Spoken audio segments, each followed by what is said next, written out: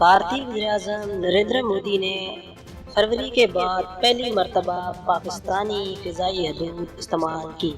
بھارتی وزیراعظم نریندر مودی نے فرانس جانے کے لیے پاکستانی فضائی حدود استعمال کی۔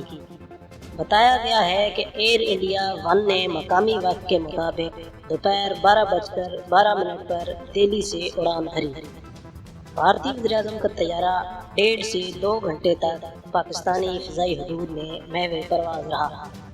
ایئر انڈیا ون نے لاہور کی فضائی حدود سے پرواز کرتے ہوئے اپنا سفر جاری رکھا۔ واضح رہے کہ 27 فروری کو پاکستان کی فضائی حدود کی خلاف ورزی پر پاکستان نے بھارت کے لیے اپنی فضائی حدود کے استعمال پر پابندی عائد کر دی تھی، لیکن 5 ماہ بعد پاکستان نے فضائی رابطے بحال کیے۔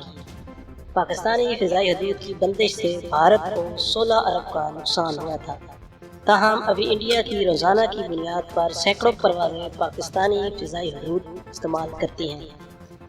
بھارت کی 340 پروازیں روزانہ پاکستانی فضائی حدود کو استعمال کر رہی ہیں۔